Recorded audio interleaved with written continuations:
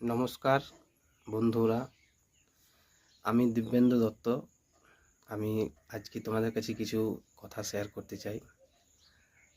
দেখো, আজকে 2024 ইলেকশনের যে এতদিন ধরে যে 2 মাস থেকে যে এত রকম প্রচার, এত রকম অভিযান, এত রকম সব কিছু চলছিল, তার আজকে হচ্ছে ফাইনাল রেজাল্ট। আশা করছি বিকেল 3টে নাগাদ সবাই জানতে পেরে যাবে যে পরবর্তী 5টা বছর আমাদের দেশে কোন সরকারের হাতে যেতে চলেছে, এনডিএ সরকার না অন্য কোনো অ্যালায়েন্স জোট।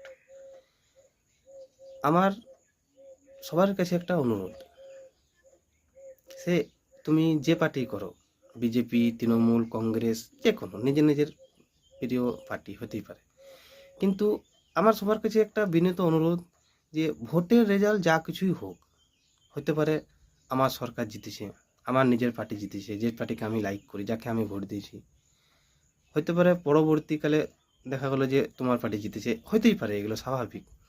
কিন্তু আমরা ভোটের পরে যেন একে অপরের প্রতি কোনো আক্রোশে না জড়িয়ে যাই, একে অপরকে যেন ঘৃণা না করি। আমরা ভোটের পরেও যেন সেই পরিবেশটাই রাখতে পারি, যেন একে অপরের হাত ধরে একে অপরের বিপদে আপদে পাশে যেন থাকতে পারি।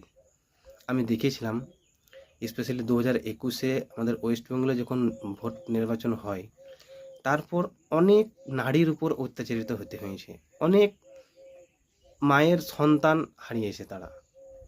এমন নির্মম পরিস্থিতি সৃষ্টি হয়েছে যেখানে মানুষ বসবাস করা মুশকিল। আচ্ছা, একটা মানুষ নিজের ভোট দেওয়ার পর সে হয়তো পার্টিকুলার একটা পার্টিকে লাইক করে, সে ওই পার্টিকে ভোট দেওয়ার পর তার এগেনস্ট পার্টি যদি তার উপর অত্যাচার করে, সে কি করে বেঁচে থাকবে? এইগুলো যেন না হয়।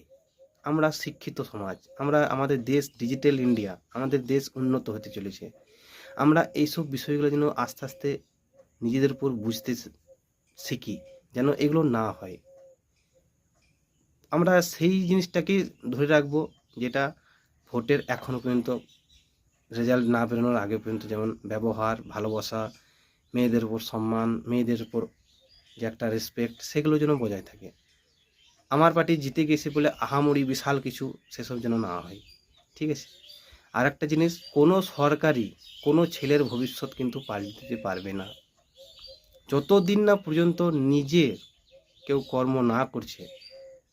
অতএব নিজের কিছু উন্নতি হবে না, এটা আমি মনে করি।